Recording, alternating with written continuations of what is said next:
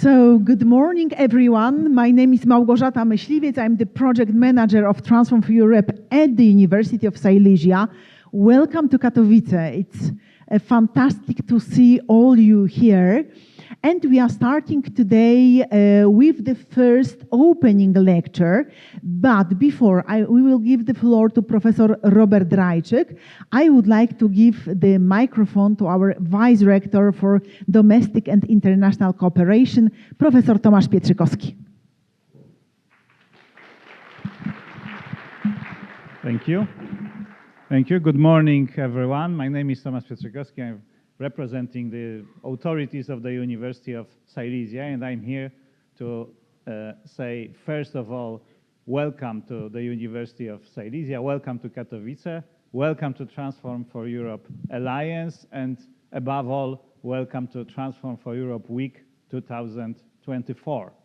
This is the second time that we organize here in Katowice. This is the third time that we organize the Transform for Europe Week here in Katowice, and the previous editions were generally considered a great success. But now, looking at you, I'm pretty sure that this edition will be even better than the previous ones, and I can declare on our part that we will do our best to provide you with everything that is needed to spend a wonderful, great, and fruitful time at the University of Silesia. I know that there are plenty of interesting and exciting activities waiting for you, so it wouldn't be a good idea to make you listening to long official opening speeches. So just let me tell you thank you for coming to us, for participating in this event, and most importantly, thank you for co-creating what is the idea of Transform for Europe, namely the vibrant, international, cross-border, pan-European academic campus. I wish you a great time here. Visit as much as you can, make as many friends as you only can, take advantage of as many educational and extracurricular opportunities that you find here, and collect as many exciting and memorable moments as only possible. I wish you all the best, and I declare the third Transform for Europe Week 2024 open. Thank you.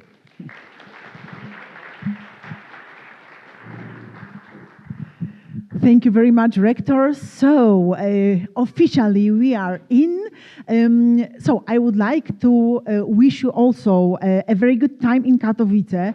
I also would like to say that I'm a dean of the Faculty of Social Sciences, so on the other side of the street, please also visit my faculty. We have a very new student zone, so I do hope you will be very comfortable there. If I'm not wrong, on tomorrow we have a special event there, so also I would like to encourage you.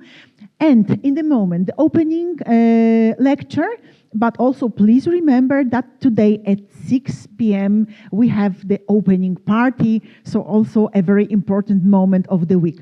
I also would like to present you in the very beginning Emilia. Emilia, come here just for a moment. So Emilia will be a very important person because she knows everything about the organization of the week. If you will need any kind of help, please remember about Emilia. After a professor's speech, Emilia will provide you some organizative information concerning next few days. So thank you very much, Emilia. And well, we wish you all the best. I'm giving the floor to Professor Robert Rajczyk. Thank you very much.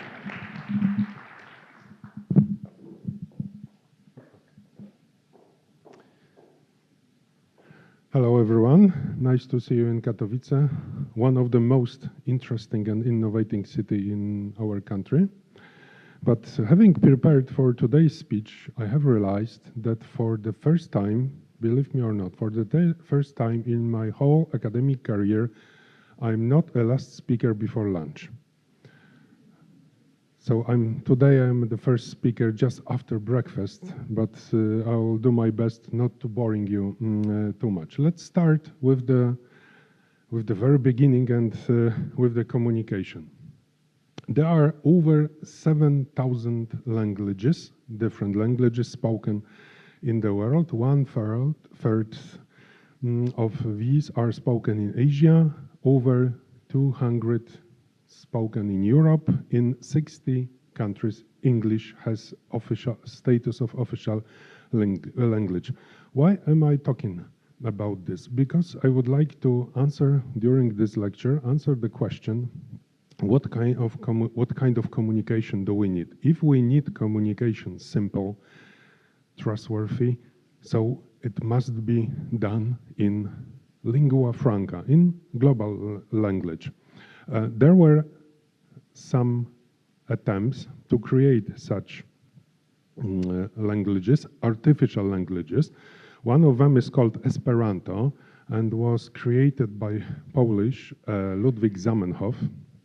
It has many vocabulary from Romance languages like German, Greek, or even Slavic languages, but Esperanto is famous. Whereas here, in our part of Europe, we have something which was invented over 20 years ago. It's called Međuslovianski language, so inter-Slavic language. It's half artificial, half natural continuation of Proto-Slavic language. Those two languages, Esperanto and Međuslovianski, have their own flags. You can see that the first one with green is from Esperanto, but some of you might be interested why this is the poster from the Painted Birds, a film based on the novel by Jerzy Kosiński. Why? Because if you would like to find out some dialogues and to find out how the Međuslovianski language sounds, you shall watch this film, because with Harvey Keitel, for example, and Skarsgård, so famous actors, part of the dialogue in these films are spoken in Međuslovianski language. Despite of the popularity of English language, according to Giovanni Sartori, we are living as homo videns. This is the term he has created to describe the shallowing reflection, messages, and thinking. Because we are living in the virtual, mainly in virtual world, machine-driven communications tools have influence on us, and they have created or used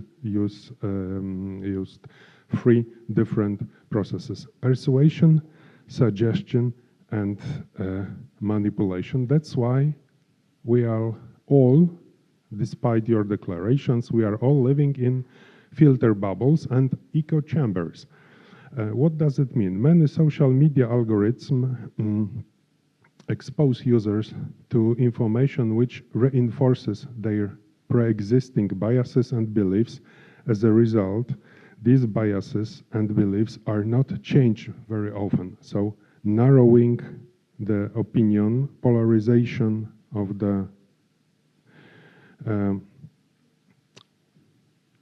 echo chamber effect, increased social and political polarization, and the reluctant extremists can hamper the public discourse. So manipulation, how does it look like in our times?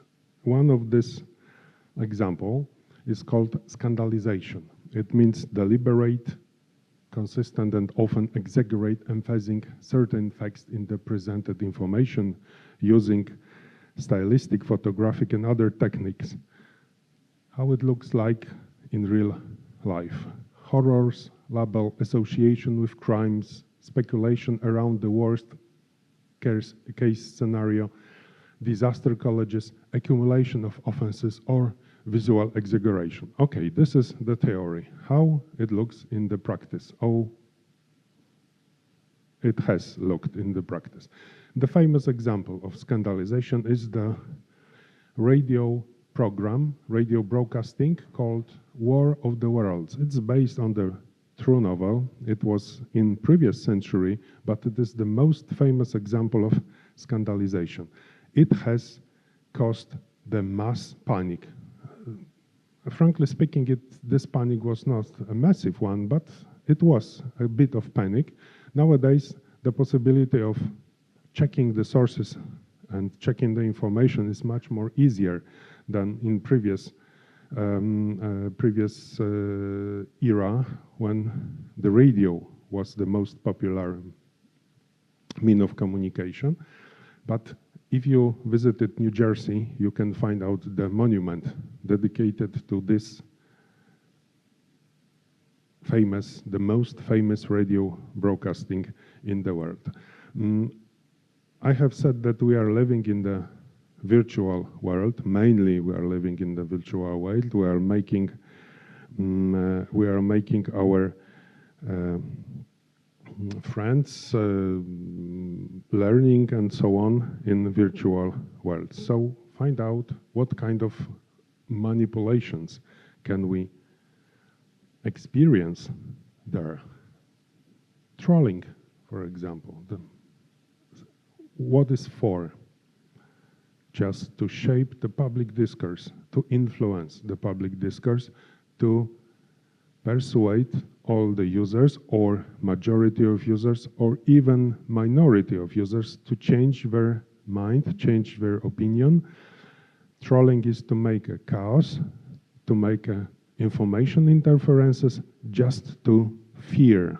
Because if we are scared, we are driving with emotions. We are driven with by the emotions, and we are not able, under the many emotions, we are not able to make a decision based on the facts and logics.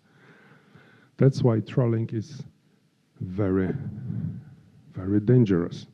Of course, I was talking about manipulation.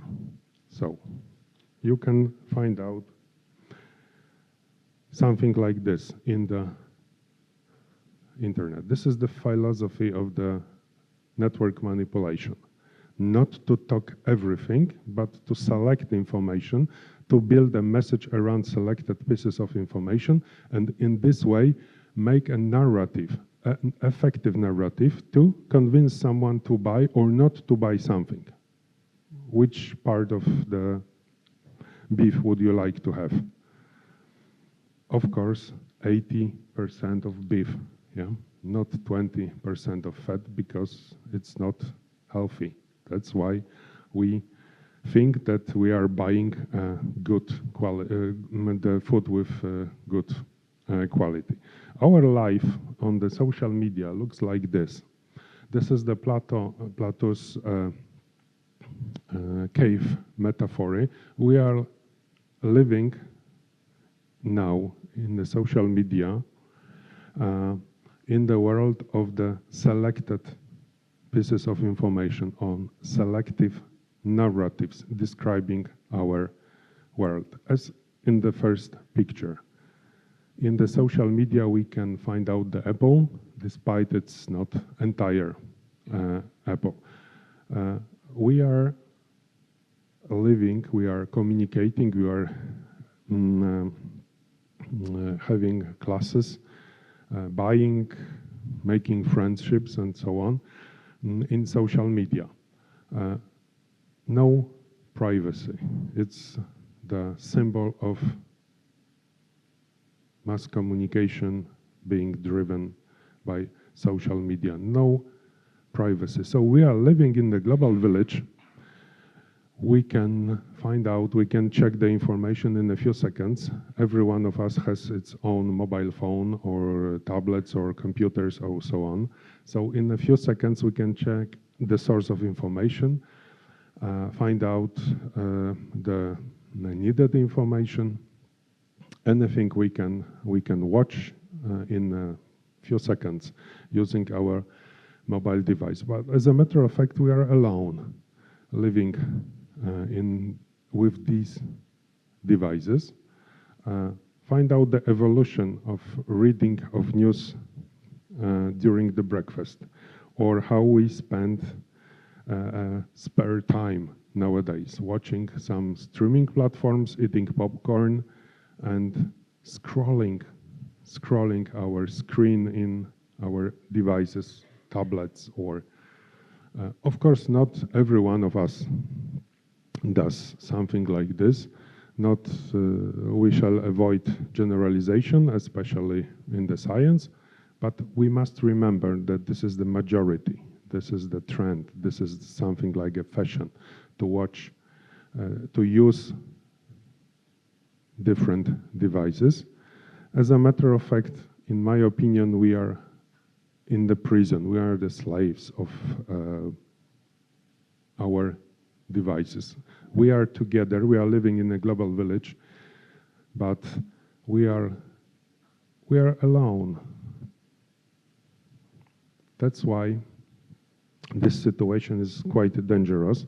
The First World War was a tragedy. Every war is a tragedy, but the Third World War would not be war, not only including guns. This word includes cognitive battles, fields of battle. And if we analyze the conflict, the war on Ukraine, this is the example of this kind of battlefield. This is not only kinetic war, it's obviously a cyber war. Cyber means attacking of critical infrastructures and atomic plants, electricity plants, railways, and so on, railway systems, but also a war with disinformation. So the information, money, media, and influence, media communication would be the sign of the next global conflict. So why we need to communicate? Socialization. So if we have children, we have to teach them how to behave in the society, how to greet things, other people, how to ask for a help or how to give a help, just to socialization, motivating and inspire activity. So this is the agitation, discussion and education. We are now in this point, promoting cultural diversity. Without communication, knowing each other, knowing other cultures, foreign cultures is impossible. Social integration. At 6 p.m. today, you are going to experience this social integration. Why we need communication? First of all, for efficient understanding, to avoid the situation in which appears to this young man who asked probably the tattoo artists to tattoo him exactly what he is showing. So he has a tattoo consists of image of entire mobile phone, including the dragon. Or, to avoid misunderstanding, no safety smoking first. Suggestion. So what next? What shall we expect next? The AI development, but fortunately without replacing human beings. But who knows? I'm not sure completely about that. What kind of communication do we need? True and simple. With true and simple content, ensuring that messages are properly received, interpreted, and responded to without any doubts. Being able to effectively communicate is a highly regarded skills nowadays, especially in the multicultural global world. This intercultural communication requires both verbal and non-verbal communication. So be careful about gestures, because some gestures in some countries are being interpreted, are being considered in a different way. Not everywhere the thumb up is connected with a like. It's a 1, for example. Somewhere the famous gesture of victory was misinterpreted by the Winston Churchill, the famous British politician. It depends which side we're showing our fingers. It means go away in very, very quickly, or victory. Some gestures means 0, but this 0 in Muslim countries is very rude gesture. And for the end, I have something, a wish for you. Everyone probably thinks that what this gesture means. You will get nothing, no way. But in Brazil, it means good luck. It means I keep my fingers crossed for you, for your success. So better communication means better understanding, and better understanding means better future. Thank you very much.